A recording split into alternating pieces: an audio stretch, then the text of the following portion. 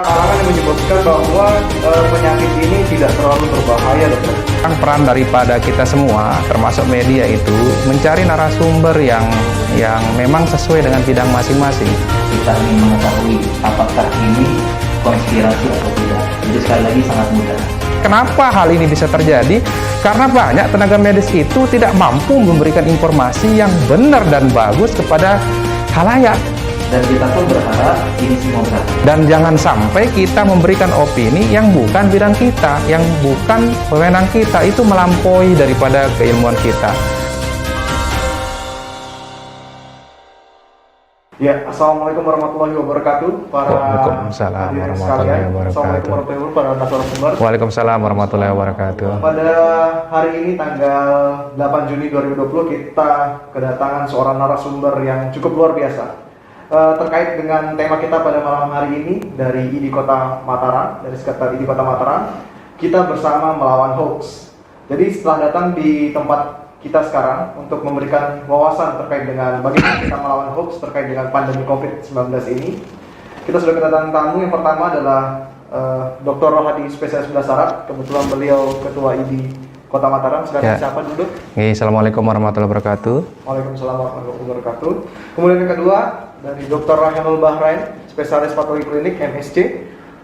Beliau juga adalah salah satu penggagas dari Indonesia Bertauhid yang kebetulan followernya hampir 500 ribu, dok ya? 1 juta sekian. Oh, alhamdulillah 1 juta sekian. Mari dok disapa dulu, dok. Ya, boleh ya. Assalamualaikum warahmatullahi wabarakatuh. Waalaikumsalam warahmatullahi wabarakatuh. Baik, kedatangan narasumber kali ini cukup luar biasa karena kita akan membahas isu-isu yang terjadi di masyarakat kita karena cukup kencang sekali media-media massa, media cetak itu sendiri yang menyampaikan beberapa berita yang akhirnya tidak sampai ke masyarakat kita atau salah persepsi. Nah, sementara ini dok, saya akan tanya dulu kepada salah satu narasumber kita selaku Ketua ID Kota Mataram, itu Dr. Rohadi. Dokter, melihat perkembangan COVID-19 sebenarnya di Nusa Tenggara Barat ini, dokter menyikapinya seperti apa, dok? Kita lihat. Ya, jadi kalau kita lihat gambaran COVID di NTB, ini data kami dapatkan dari tim Satgas dan kawan-kawan semua bahwa per hari kemarin ini total jumlahnya sekarang sudah 822 kasus yang sudah positif sejak awal kasus, di mana didominasi oleh Mataram ini. Jadi Mataram ada sekitar 306, kemudian berikutnya Lombok Barat 164 kasus, kemudian Lombok Tengah 94 kasus, Lombok Timur 87 ya. Berikutnya lagi Lombok Utara itu 45 kasus. Terus berikutnya Dompu 44, Sumbawa 37 kasus, Bima 22 kasus, kemudian Sumbawa Barat 13 dan Kota Bima 4. Jadi kalau kita lihat trennya ini dominan kasus ini umumnya laki-laki, di mana mayoritas kita lihat ini totalnya sekitar 60,3%, kemudian perempuannya 39,7%, dan dominan pada kelompok usia produktif malah ini, di mana kita dapatkan usia produktif umur 30 sampai 39 tahun, disusul umur 40 sampai 49 tahun. Mengapa demikian? Kira-kira kalau kita lihat mereka usia produktif di mana mobilitas cukup tinggi. Dan kalau kita lihat dari tren penyebaran COVID di NTB ini, klaster-klaster yang muncul ini kan muncul dominan dari laki-laki ya. Misalnya klaster Goa kemarin itu laki-laki, di mana juga mereka yang laki-laki umumnya sering keluar rumah. Dan notabene mereka juga mencari nafkah. Jadi resiko-resiko itu mesti jauh lebih besar pada laki-laki. Sama halnya dengan kalau saya bicara sama dengan resiko misalnya kecelakaan lalu lintas, itu laki-laki lebih dominan dibandingkan perempuan. Kira-kira itu yang terjadi di NTB ini. Baik, terima kasih dokter. Nah, terkait hal tersebut dokter, kita mendengar beberapa isu yang menyatakan bahwa memang tidak hanya satu, bahkan banyak sekali yang menyatakan bahwa memang dari awal COVID ini adalah konspirasi, dok. Nah, kita terlepas dari sana, ada beberapa kalangan yang menyebutkan bahwa penyakit ini tidak terlalu berbahaya, dokter. Nah, menurut pandangan dokter sendiri, menyikapi dari penyakit ini itu seperti apa, dok? Jadi kadang-kadang informasi yang beredar di masyarakat yang viral itu belum tentu itu benar. Nah, sekarang peran daripada kita semua, termasuk media itu, mencari narasumber yang memang sesuai dengan bidang masing-masing. Dan memang target kita sebenarnya sebagai orang-orang yang berpendidikan itu harusnya itu sebagai agent of change di masyarakat, di mana kita juga tidak menyebarkan berita-berita yang bukan berdasarkan data. Apalagi kita tenaga medis. Tenaga medis itu harus valid berdasarkan kaidah-kaidah ilmiah. Di mana di kaidah-kaidah ilmiah itu diatur bahwa ada evidence base yang harus diatur. Kemudian ada juga value based medicine. Jadi tidak ada namanya testimony based medicine. Jadi apalagi kita bikin opini di masyarakat termasuk di media, di sosial media dan kawan-kawan itu harus juga ada kaidahnya. Kita harus mengikuti kaidah itu dan jangan sampai kita memberikan opini yang bukan bidang kita, yang bukan wewenang kita, itu melampaui daripada keilmuan kita. Dimana kita ketahui bahwa pada COVID ini banyak sekali konspirasi yang beredar di masyarakat bahwa dianggap sebagai konspirasi. Padahal COVID ini ada, viral COVID ini jelas ada. Dia adalah varian daripada virus corona baru yang ditemukan relatif baru di Wuhan pertama dan gampang sekali menyebar. Menyebarnya itu tergantung mobilitas orang. Jadi semakin mobile seorang itu, resiko penyebarannya tinggi. Iya, di masyarakat bilangnya itu kok nggak apa-apa seperti kayak flu. Oke, tetapi apakah yakin yang flu yang biasa itu sama dengan flu biasa? Dimana kita lihat dia gampang sekali menyebar, kemudian dia mau gampang sekali terjadi mutasi, kemudian juga terjadi perubahan pola di sana, dimana proses yang terjadi itu jauh lebih berat. Apalagi pasien-pasien yang mengalami komorbid di sana, misalnya ada hipertensi, ada imunokompromis, dan lain sebagainya. Jadi kembali lagi saya harapkan kepada masyarakat, kita juga harus, apalagi orang-orang yang berpendidikan, terutama di NTB ini, dia harus mempertimbangkan baik buruknya ketika dia berpendapat tentang hal-hal yang tidak sesuai dengan bidangnya, karena itu akan menyesatkan. Ya, apalagi kita lihat NTB urutan IPM-nya ini kan termasuk dari 37 provinsi itu urutannya di bawah. Gimana ada masyarakat tambah tidak percaya sama tim medis ini? Jadi mohon kita di orang-orang yang kita anggap sebagai orang berpendidikan di NTB ini juga memberikan informasi yang faktual yang berdasarkan kaidah-kaidah yang ada. Begitu kira-kira. Oke, baik, terima kasih. Jadi bisa saya simpulkan, Dok, sementara ini memang tidak ada istilah konspirasi, Dok. Ya. Baik itu di tenaga kesehatan yang membuat mengada-ngada terkait dengan penyakit ini. Ya. Itu kan beranggapan banyak sekali, kita lihat masyarakat kita juga di sini mendengar bahwa sampai saat ini sangat sekali ada pergeseran, saya lihat, Dok. Ya. Dari awal pandemi hingga sekarang akhirnya pandemi, yang awalnya dulu tenaga kesehatan dielulukan menjadi seorang pahlawan, namun sekarang malah dielulukan sebagai penyebar kebohongan di sini, Dokter. Nah, terkait hal tersebut, dokter menyikapinya seperti apa, Dok? Sebelum nanti kita ke Dokter Raihanul. Jadi ya memang ini kalau saya bilang ujian bagi tenaga medis ya. Tapi percayalah bahwa kita sebagai tenaga medis itu sudah berusaha semaksimal mungkin. Kawan-kawan semua, tenaga medis, para medis, masyarakat yang terlibat di penanganan COVID ini, teman-teman juga jangan patah hati. Walaupun banyak isi ujian yang saat ini, apalagi banyak hoax yang beredar, kita juga tidak boleh patah semangat untuk menangani kasus-kasus ini dan tidak boleh kita lelah untuk memberikan edukasi ke masyarakat. Tugas kita adalah untuk memberikan yang terbaik untuk masyarakat kita. Itu kita sudah ada sumpahnya, sudah ada janjinya untuk melakukan the best of the best, yang terbaik untuk masyarakat. Tidak mungkin seorang tenaga medis atau para medis itu memberikan itu yang terburuk untuk pasiennya, tapi itu selalu yang terbaik. Dan harus sesuai dengan protap dan guideline, dan itu sudah dilakukan di Indonesia ini. Sudah ada sesuai dengan guideline WHO, sudah ada sesuai dengan guideline di Asia misalnya, kemudian teman-teman dari perhimpunan itu sudah menyesuaikan dengan jurnal-jurnal terbaru. Tidak ada yang salah dalam hal ini. Cuman memang apa yang kita sampaikan ini tidak nyampai di masyarakat. Saya pikir, saya pribadi berpendapat kenapa hal ini bisa terjadi, karena banyak tenaga medis itu tidak mampu memberikan informasi yang benar dan bagus kepada halayak. Karena memang banyak tenaga medis kita ini memang tidak ahli berkomunikasi di formal gitu. Karena sibuk dengan kegiatan kita. Tapi itulah tenaga medis di Indonesia. Tapi kita juga harus memberikan sejatinya sesuatu yang harus benar. Harus ada patokannya, tidak berdasarkan data-data yang tidak benar. Kira-kira seperti itu. Baik, kita tahan sebentar dokter, kita balik ke dokter Rehano. Dokter, ini menarik sekali ketika kita berbicara soal COVID-19 ini sendiri. Nah, ada isu-isu yang beredar, kita berangkat dari isu dokter. Di masyarakat kita percaya bahwa beberapa belakangan ini kasus COVID-19 dianggap tidak terlalu berbahaya dokter.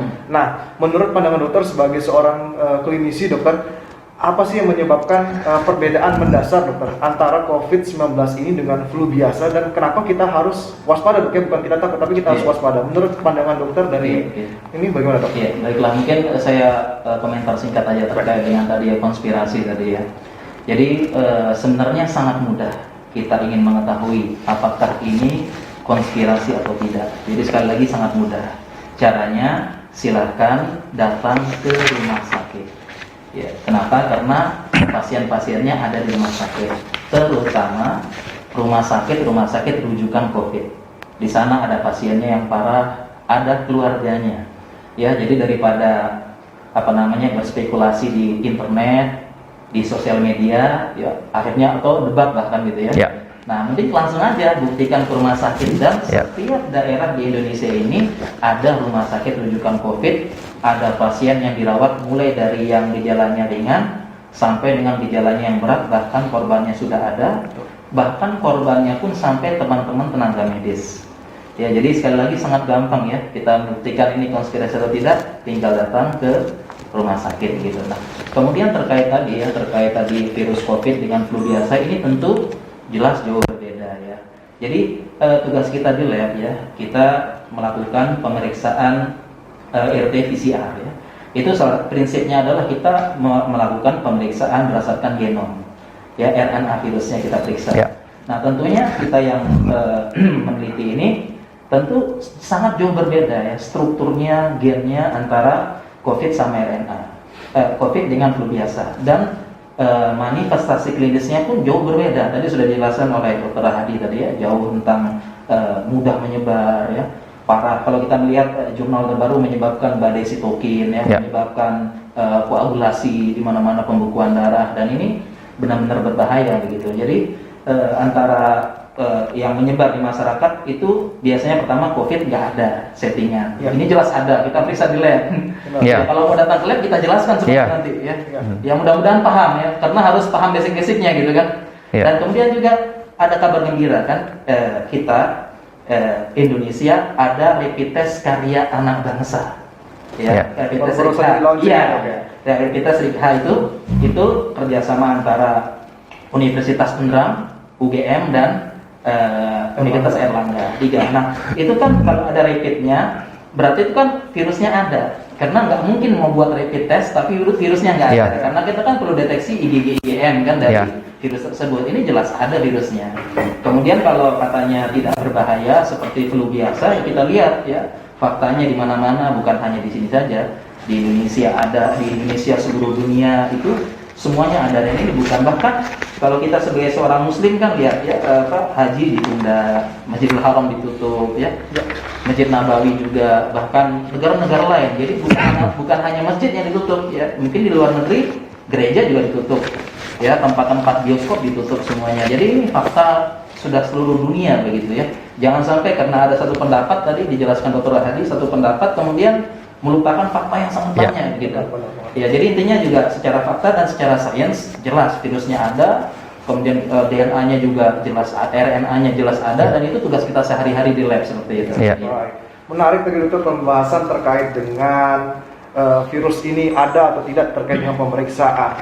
Nah, belakangan ini juga kita dihebohkan dengan masyarakat kita yang kesannya tidak percaya dokter terkait dengan hasil pemeriksaan itu. Sebelum kita bareng ke sana, mungkin sedikit saja penjelasan terkait dengan pemeriksaan COVID-19 ini dokter, ada apa saja, dan kemudian yang mana yang sebenarnya kita bisa gunakan untuk memastikan seorang itu terkonfirm positif COVID atau tidak dokter? Oke. Baiklah, kalau kita menjelaskan memang agak panjang. Ini ringkasnya aja. Jadi umumnya di masyarakat ini yang dipakai adalah rapid test, yang kedua adalah swab, dua ini. Nah, kalau rapid test itu bukan untuk mendiagnosis ya, jadi bukan untuk menentukan kamu positif atau tidak. Jadi rapid test fungsinya hanya untuk screening ya, untuk mengetahui orang ini awal-awalnya apa tidak. Jadi untuk sekedar menjaring begitu rapid test. Dan memang rapid test ini dia bukan untuk mendiagnosis. Makanya kalau hasilnya itu dia bukan positif negatif, tetapi reaktif non reaktif. Nah, kemudian yang perlu diketahui rapid test biar masyarakat nggak bingung, ya rapid test itu ada istilahnya positif palsu, ada istilahnya negatif palsu. Jadi maksudnya positif palsu itu dia dibaca positif padahal dia sebenarnya enggak. Kalau negatif palsu dia dibaca alatnya negatif padahal dia enggak gitu. Ya jadi bisa saja rapid testnya negatif, swab positif. Bisa jadi juga rapid testnya positif, swabnya negatif. Ya, karena memang rapid test fungsinya bukan diagnosis, hanya untuk screening. Yang sampai sekarang kalau kita bicara lebih mendalam sainsnya, angka sensitivitas sama spesifitasnya sampai sekarang belum keluar angkanya. Ya, tidak seperti rapid test yang lain keluar sensinya sekian, spesifikasinya sekian. Kenapa? Karena ini baru. Rapid testnya baru dan belum diteliti secara luas begitu. Jadi tapi kita gunakan rapid test. Nah, itu pertama rapid test ya. Kemudian yang kedua swab. Nah, swab inilah ya, swab di nasofaring atau orofaring ya, hidung maupun mulut. Itulah yang kita gunakan untuk diagnosis ya. Kita ambil swabnya, kita masukkan ke dalam VTM ya, viral transport medium. Ya, kemudian disitulah nanti tugas kita di lab melakukan ekstraksi RNA. Ya, kita murnikan bahasanya. Jadi bagaimana RNA virus itu saja yang tertangkap dimurnikan. Jadi berita-berita yang menyebar itu virusnya nggak dimurnikan nggak benar. Jadi kita murnikan sehingga yang benar-benar ditangkap itu adalah RNA virusnya itu, yang benar-benar yang sudah ada yang sudah kita tangkap dengan berbagai macam metode, ya dengan berbagai macam kit juga, ya dari macam-macam. Jadi metodenya macam-macam. Nah sehingga ketika dapat ya barulah kita membaca menggunakan RT-PCR. Ringkasnya adalah dia membaca genomnya.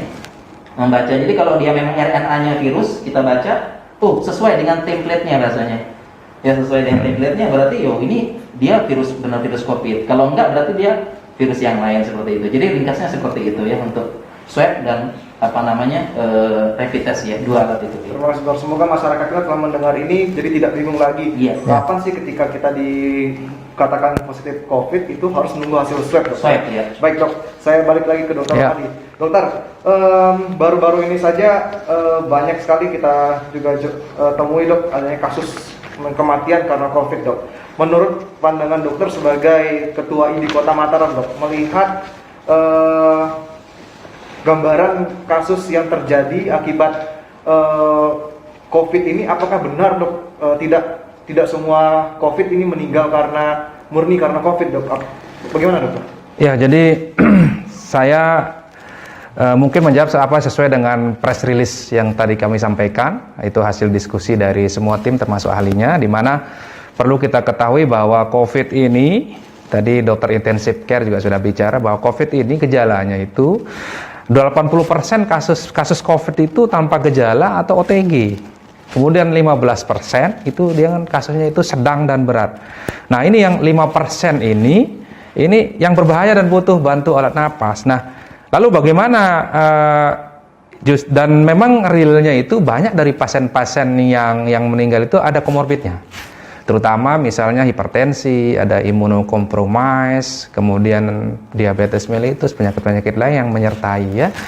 Nah, memang dari hasil temuan dari kira-kira kalau di NTB ya sesuai dengan ini case fatality rate-nya itu sekitar 2,7% ya. Dan dari hasil jurnal-jurnal tentang COVID yang tadi sudah dipresentasikan oleh Dr. Arfi sebagai ahli forensik itu bahwa hasil temuan otopsi dari COVID ini memang real ada, terjadi alveolar exudat, terjadi miokarditis, kemudian terjadi kerusakan alveolar yang diffuse, yang terjadi trombosis juga. Jadi sebenarnya apa yang dikemukakan di lapangan itu banyak beredar informasi yang tidak jelas. Jadi kita harus memfilter itu. Kita harus lihat siapa yang menyampaikan, kemudian dia layak tidak menyampaikan, seperti itu. Jadi kalau kita bicara tentang COVID ini, ya seperti itu yang terjadi, apalagi di NTB. Dan kita lihat sampai rilis kemarin kan sekitar 23 orang yang meninggal karena COVID, dan memang dominan kita lihat ada komorbid. Tapi ada beberapa dari kasus yang meninggal kita lihat itu masih muda dan memang gejalanya berat. Nah, apa yang dibicarakan tadi sama Dr. Hakni, SP Mikrobiologi Klinik dan Virolog tadi di press release itu bahwa ternyata memang ketika virus itu masuk, ada mekanisme perlawanan di dalam tubuh kita sebenarnya yang itu diatur oleh genetik. Nah, setiap orang itu berbeda masalah itu, jadi tidak bisa sama. Makanya tadi Dr. Raihanul bicara masalah badai sitokin, itu memang terjadi. Patofisiologinya yang kita baca itu terjadi. Bahkan saya sendiri mendalami beberapa jurnal terbaru tentang bagaimana efek COVID ini terhadap bidang lain, termasuk di sistem saraf. Jadi dia bisa masuk direct lewat hidung.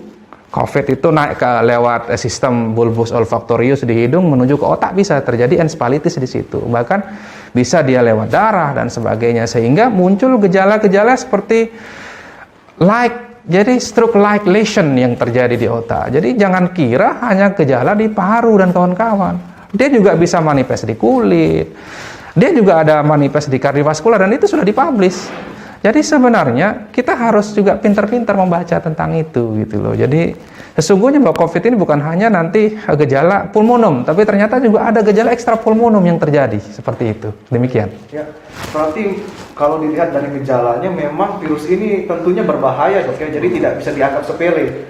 Namun bagaimana kita sekarang karena kan respon antibodi seseorang kan berbeda-beda terkait respon imunitas. Nah, berbicara soal imunitas, Dr. Raihanul, itu bagaimana menurut dokter apa sih peran imunitas terkait dengan masalah virus COVID-19 ini? Iya, terkait imunitas kita ya. Sebelum saya tambahkan sedikit tadi apakah berbahaya atau tidak, kan kita ada satu fakta lagi, bahwasanya COVID ini menyerang anak-anak. Ya. Menyerang anak-anak dan NTB kasusnya lumayan banyak. Ya, 77 kasus Nah, kemarin. Cukup banyak di NTB, dan kita pun, saya pernah memeriksa sampel swab anak bayi umur 15 hari. 15 hari kita periksa sampel swabnya anak-anak. Jadi yang mengatakan hanya komorbid aja yang bahaya, enggak, buktinya anak-anak korban juga. Iya. Dan anak-anak kan tidak ada hipertensi, tidak ada diabetes, ternyata anak-anak kena. Jadi juga ini tidak benar pernyataan itu ya. Nah, kemudian terkait juga dengan imunitas, tadi sudah dijelaskan ya ringkas oleh Dr. Hadi. Memang sistem imun ini memang bahasanya agak rumit bahasanya. Bahasanya rumit, dia begitu virus itu masuk, memang secara umum badan kita itu akan bereaksi terhadap apapun benda asing itu yang masuk. Dan ini banyak sekali yang berpengaruh ya, banyak sekali yang berpengaruh. Dan ini banyak sekali yang berpengaruh terhadap sistem imun ini. Dimulai dari apa? Dari penyakit, dia ada penyakit apa enggak, penyakit imunokompromis apa tidak. Yang kedua dari daya tahan tubuhnya sedang naik atau turun. Kemudian juga dari dikatakan tadi dari gen. Dan namanya gen ini unik. Ya, gen ini unik, setiap orang beda-beda ya. Jadi setiap respon orang terhadap ini. Jadi terkadang kita dapati ada orang yang tidak punya komorbid, masih muda, masih ini terjadi badai sitokin. Sehingga saya pernah baca jurnal tersebut ya, badai sitokin ini nggak bisa ditebak. Iya, dan kemungkinan tadi yang analisa paling kuat adalah tentang gen. Terkait dengan gen setiap orang beda-beda. Sama seperti kayak kanker. Kanker itu akhirnya ada teori yang mengatakan kanker itu memang sudah ada gen bawaan dari lahir. Dia muncul tergantung dengan faktor risiko merokok. Gitu. Makanya ada yang bilang saya kok merokok, tapi kok gak kanker. Nah itu memang dari gennya itu seperti itu. Jadi memang sudah ada dasar, tapi tinggal tunggu pencetus seperti itu. Pencetus seperti itu. Baik, berarti melihat seperti ini. Tambahan lagi untuk anak-anak ya. Kita lihat bahwa anak-anak kan dari WHO itu kriterianya di bawah 18 tahun ya. Jadi anak-anak itu umumnya kalau kita lihat dari patofisiologi, mereka sistem imunnya ada yang belum perfect matang ya, sehingga resiko mereka termasuk usia yang rentan untuk terjadinya infeksi COVID ini, yang pertama. Yang kedua, belum lagi kita lihat di masyarakat kita di NTB ini banyak anak-anak orang tuanya pakai masker, tapi anaknya nggak dipakaikan masker. Atau banyak juga orang tua pergi ke pasar, pergi bekerja, pergi ke tempat lain, pulang ke rumah, tidak sesuai protokol. Sehingga dia lupa, belum cuci tangan, belum ganti baju, belum mandi, langsung bersentuhan sama anaknya.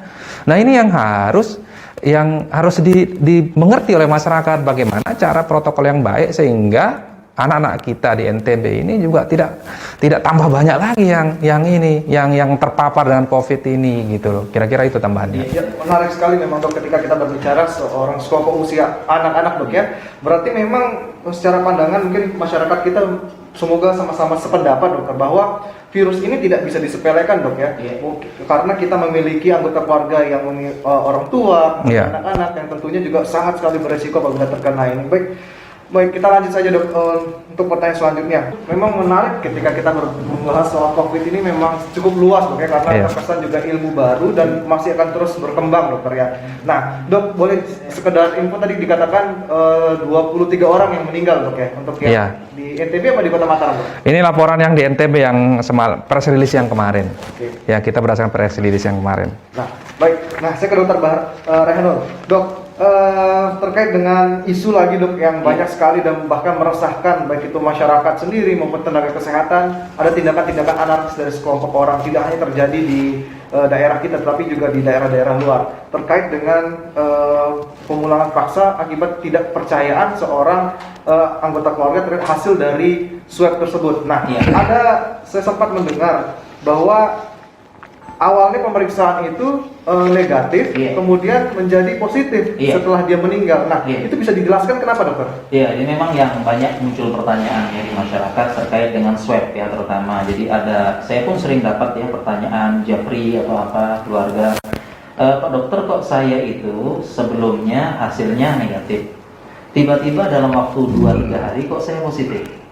Nah, demikian juga saya dulu pernah positif, tapi dalam waktu singkat tiba-tiba jadi negatif. Nah, ini gimana ini ya? Nah, bagi orang yang punya pikiran konspirasi ini kan main-main. Nah, ini sebenarnya ada penjelasan secara medis ya. Tugas kita di lab memang ya.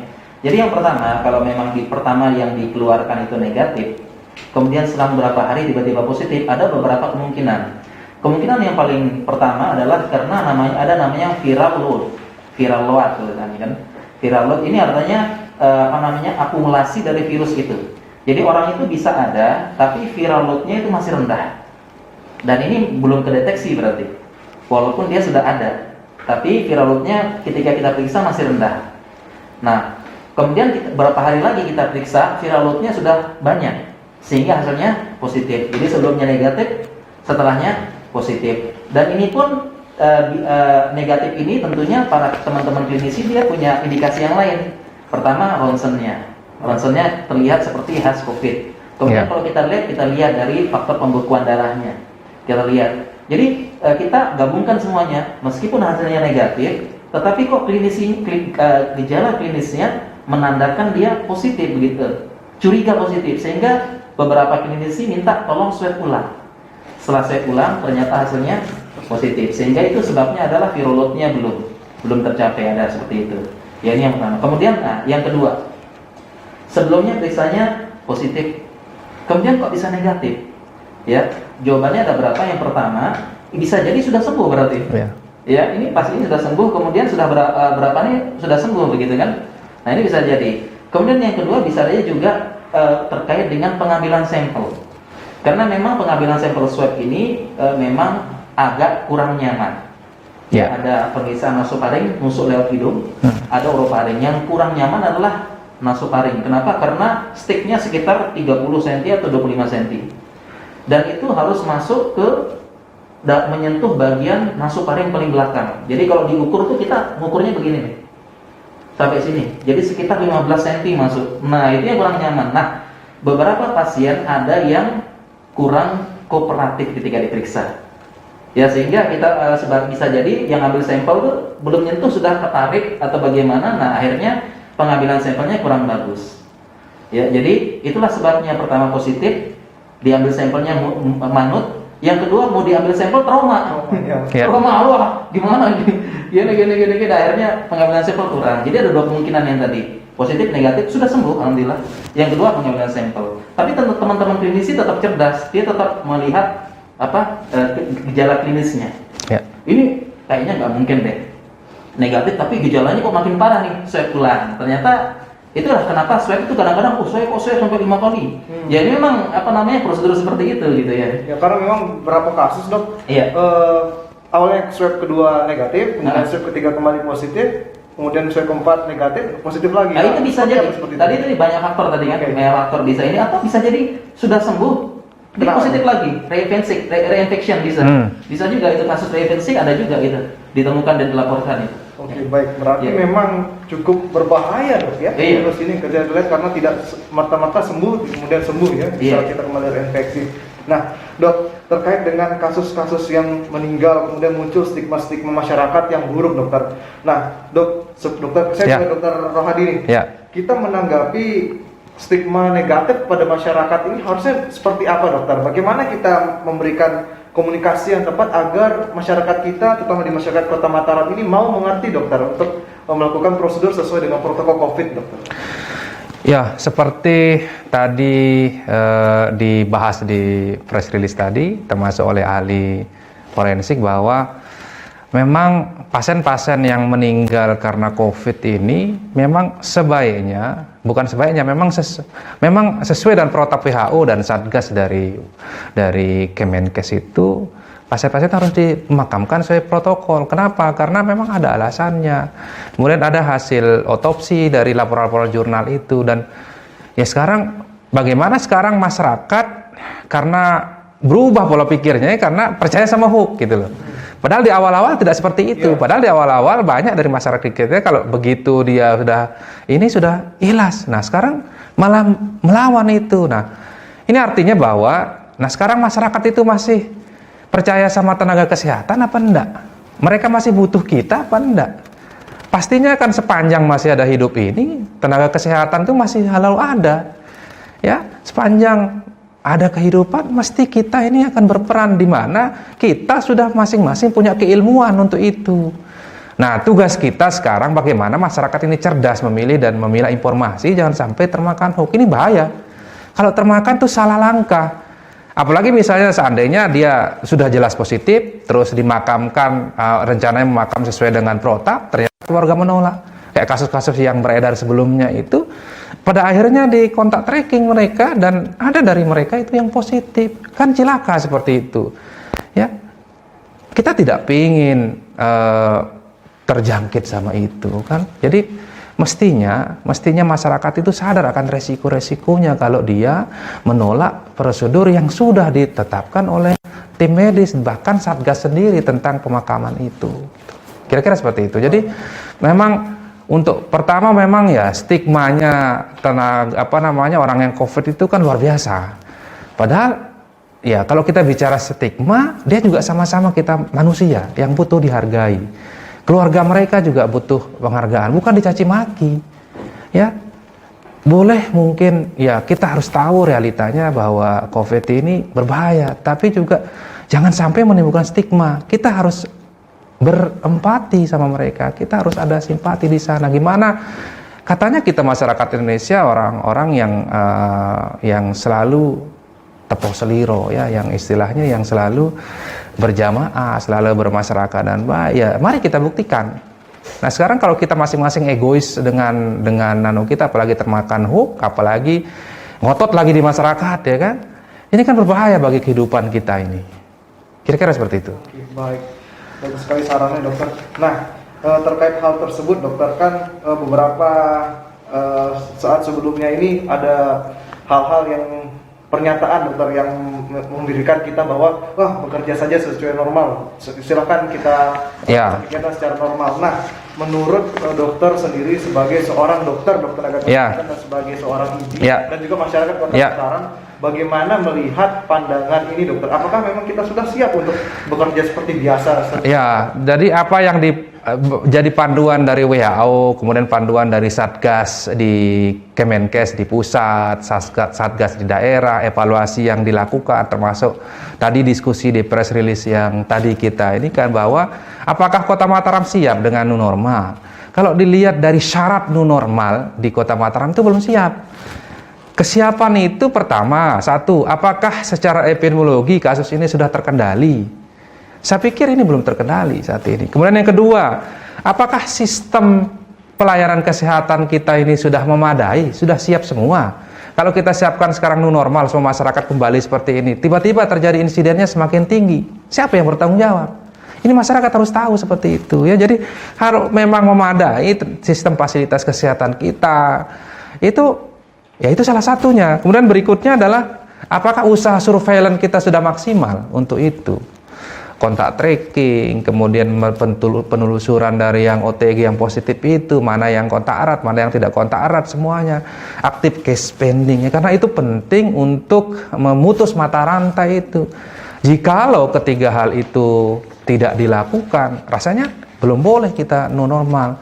Apalagi kasus-kasus kita harian sekarang masih relatif tinggi ya, dan itu termasuk besar loh di Indonesia NTB itu kan, dibanding yang daerah yang lebih ke timur lagi misalnya.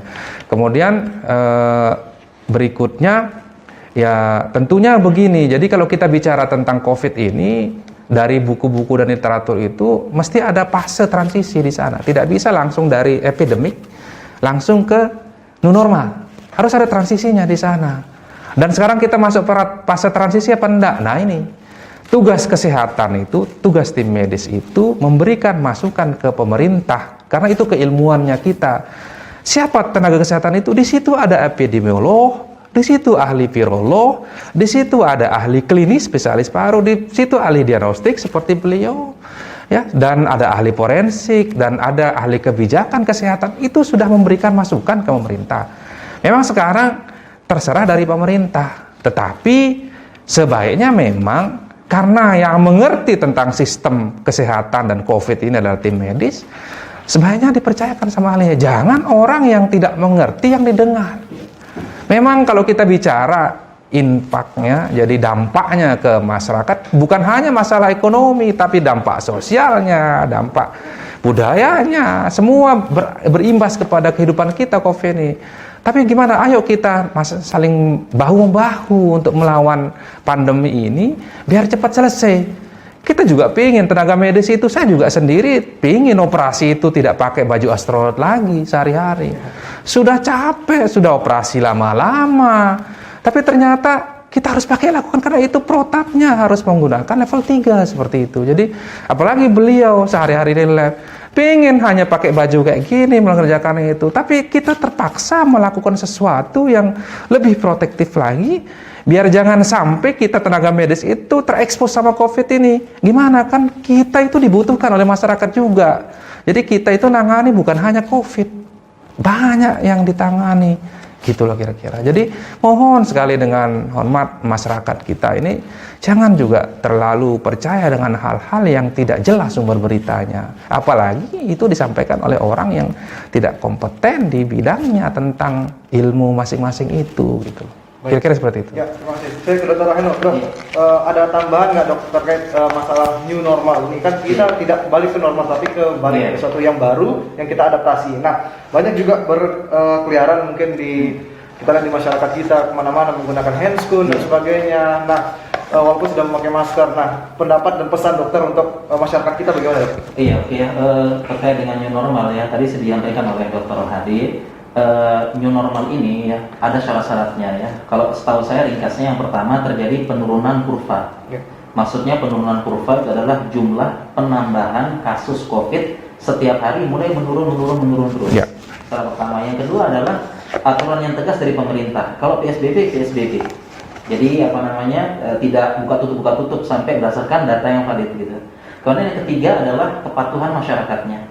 Masyarakat yang benar-benar patuh. Nah, inilah 3 syarat utama menurut saya yang dia bisa mengantarkan kepada new normal. Pertanyaannya sekarang, apakah Indonesia sudah new normal apa enggak? Disampaikan Dr. Hadi, kita belum, dan kita berdoa, kita usahakan mudah-mudahan kita bisa mencapai ke sana. Bagaimana caranya? Melibatkan semua. Dimulai dari pemerintah aturan yang ini, kepatuhan masyarakat dan juga support terhadap tenaga medis.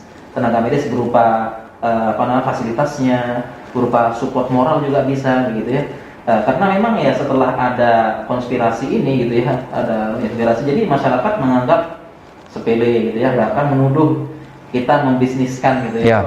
Membisniskan ini semua tidak benar. Sebenarnya untuk menjawab ini logika sederhana sebenarnya. Saya sebutkan logika sederhananya yang mungkin masyarakat bisa memahaminya. Pertama, kalau memang kita membisniskan, yang pertama adalah kita lihat teman-teman ini tutup prakteknya. Kalau seandainya ini bisnis, harusnya kita terbuka praktek ya. Kemudian yang kedua juga, kalau memang ini dibisniskan, ya itu yang ini kan kita membuka relawan kan untuk rumah sakit darurat. Ini informasi yang daftar sedikit. Ya, sedih. Kalau memang ini ladang uang, ini harusnya yang daftar banyak begitu.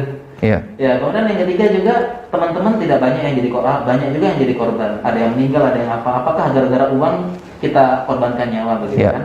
Nah, kemudian yang terakhir juga adalah logika sederhananya. Sebenarnya kita tenaga medis nih pengen banget ini semua berakhir. Benar. Kita pengen sekali Iya. semua ini berakhir ya, normal lagi, kita berdoa kepada Allah begitu. Iya. Kita sangat pengen itu. Bukan kenapa kita semuanya pada lembur semuanya, teman-teman medis ya. Iya. Tadi Bang Rohadi bilang harus operasi pakai APD level 3 itu keringetan, gerak. Sama, kita juga di lab sama. Kita pakai APD level 3. Ya hari ini saya dari pagi sampai sekitar jam setengah 4 atau jam 4 baru selesai. Dari pagi nonstop pakai APD lengkap. Akhirnya kita pun sholatnya jamaah takhir, zuhur asar. Nah itu kan kita istilahnya bukan hanya saya rasa semua tenaga medis begitu. Ya. Mengerahkan kita semua bisa dibilang kalau lelah ya iya lelah.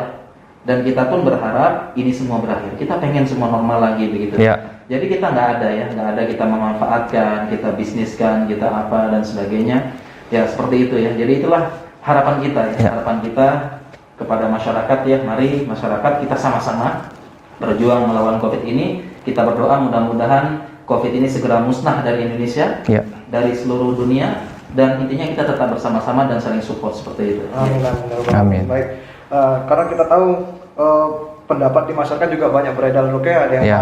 ada yang mazhabnya mazhab ekonomi, Iya. karena tingkat perut, mazhab Iya. bahagia, malah muncul Iya. mazhab Iya. pemerintah, mazhab kesehatan. Semoga mazhab-mazhab ini bisa menemukan jalan tengah, oke, dan Iya. bersama kita bersinergis untuk memutus rantai penularan. Iya.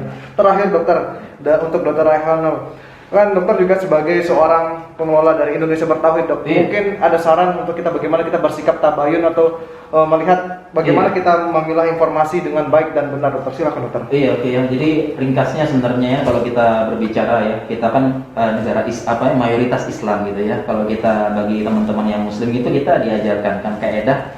Pertama, kaedah dalam menyaring berita. Jadi tidak semua berita itu ketika didapatkan langsung kita percaya, Ya. apalagi langsung kita sebarkan. Ya kita kan perlu pertama tabayun namanya. Ya. Atau kita juga perlu bertanya kepada ahlinya kan fasalu ahla dzikri in kuntum la ta'lamun. Kita tanya. Jadi harapan kita masyarakat ini begitu dapat informasi yang aneh, yang heboh, dan kadang-kadang berita hoax tuh memang gitu. Judulnya heboh, sebarkan. Wah, itu tanda-tanda anu tuh ya. Ya. Ya heboh, ya sebarkan gitu. Nah itu ketika kita mendapatkan berita-berita yang merasa aneh atau merasa ini anti mainstream itu, Ya. segera kita tanya pada ahlinya. Ya. Ya tidak ada salah. Sekarang kan WhatsApp banyak. Tinggal tanya, dok ini bener nggak? Dok ini bener nggak? Sebelum menyebarkan di publik, posting ataupun sebelum tambah komentar-komentar. Ya. Karena kadang-kadang komentar masyarakat yang bukan ahlinya ini yang tambah memperkeruh, gitu kan? Jadi tanyalah pada. Jadi ya jangan langsung disebarkan. Ya itu yang menerima. Kemudian juga ada kaedah ya, fikih menyebarkan berita. Ya fikih menyebarkan berita. Jadi dalam ajaran Islam itu berita baik saja itu tidak boleh disebarkan. Ya berita baik saja itu kalau memang berdampak buruk itu tidak boleh disebarkan ya. Apalagi berita buruk gitu. Jadi semuanya harus kembali kepada ahlinya. Ya seperti itu. Jadi kita harapkan masyarakat kita ini intinya begitu dapat berita ya harus tabayun dulu, tanya ke ahlinya, jangan langsung sebar, jangan langsung komentar. Kemudian ketika berita itu benar, tanya juga ahlinya, apakah ini layak disebar atau tidak. Baik. Karena tidak semua berita harus disebar dan tidak semua berita adalah konsumsi publik. Seperti itu. Itu ringkasnya itu yang berita. Ya. Baik, terima kasih dokter. Nah dokter, terakhir untuk penutup dokter Rohadi, pesan-pesan untuk masyarakat kita, bagaimana kiat-kiat mungkin yang harus kita jaga selama masa pandemi ini agar kita bisa memutus pandemi ini, apa saja dok? Jadi intinya bahwa untuk kita semua, bukan hanya tenaga medis, termasuk masyarakat itu juga harus taat pada protokol yang sudah ditetapkan oleh pemerintah dan Satgas, di mana ya misalnya harus ketika bepergian harus pakai masker, kemudian ketika dia bicara dia harus jaga jarak, kemudian dia juga harus rajin cuci tangan. Itu harus dilakukan. Apa yang sudah sejak awal sudah ditetapkan itu juga teman-teman kita jangan pura-pura lupa gitu loh. Harus tetap diterapkan karena itu masih berlaku untuk sampai saat ini. Kemudian yang kedua, masyarakat kita tuh harus pandai menerima berita seperti yang dibilang tadi. Jangan sampai berita-berita yang nggak benar itu membuat kita jadi menyepelekan, sehingga kita anggap wah sudah selesai ini, ayo kita balik lagi seperti biasa, ayo kita ini. Nah itu juga menyesatkan masyarakat gitu. Jadi pinginnya kita bersama, kan wabah ini cepat selesai. Bagaimana caranya selesai? Ya ayo kita bersama melakukan itu, baik itu pemerintah, baik itu tenaga kesehatan, baik itu masyarakat sendiri. Cuman kadangkala banyak dari masyarakat kita bengel ya, jadi sulit dikasih tahu. Nah ini ya, tapi memang orang-orang yang sulit dikasih tahu harus dikasih tahu berulang-ulang. Siapa tahu nanti alam bawah sadar tiba-tiba berubah untuk itu. Jadi tugas kita sebagai tenaga kesehatan, teman-teman semua di lini terdepan itu juga tidak bosan-bosannya dan tidak putus asa memberikan edukasi dan informasi tentang COVID ini ke masyarakat. Ya walaupun katakan sekarang kita dikasih istilahnya ujian ini, anggap hoax macam-macam, itu bagian ujian daripada kita mau gimana lagi. Tapi keilmuan dan ini sudah kita terapkan secara maksimal. Sisanya serahkan sama Allah. Kira-kira seperti itu. Baik, terima kasih.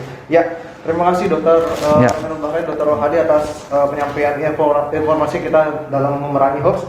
Baik, sedikit saya simpulkan untuk pesan-pesan kita kepada masyarakat semua, terutama di daerah Kota Mataram secara khususnya dan NTB secara umum. Kita harus pandai dan bijak dalam memilih informasi. Kita harus bertanya dan sering bertanya dan berikan kepada diri kita sendiri, apakah informasi yang kita dapatkan itu ketika kita terapkan pada diri kita mampu memberikan suatu dampak yang positif bagi diri kita sendiri atau tidak. Kalau masih bingung, silakan bertanya kepada ahlinya. Ya. Kemudian yang kedua, kita harus tetap menjaga protokol kesehatan seperti kita ini, tetap menjaga menjaga jarak dalam berdiskusi, kemudian tetap menggunakan masker karena kita tidak ingin anggota keluarga kita atau siapapun kerabat dekat kita terkena dari masalah COVID-19 ini, karena ujung-ujungnya adalah kita tidak ingin hal yang buruk terjadi pada keluarga kita. Untuk selanjutnya, yang ketiga, kita bersama-sama, tidak hanya masyarakat tetapi tenaga medis dan semua pihak baik itu pemerintah dan sektor lain harus bersama-sama bersinergis untuk bersama-sama memutus dari penularan dari pandemi ini. Mungkin sekian dokter diskusi pada terima kasih. malam hari ini, semoga dapat bermanfaat bagi masyarakat. Amin ya rabbal alamin. Terima kasih banyak. Assalamualaikum warahmatullahi wabarakatuh. Waalaikumsalam warahmatullahi wabarakatuh. Alhamdulillah.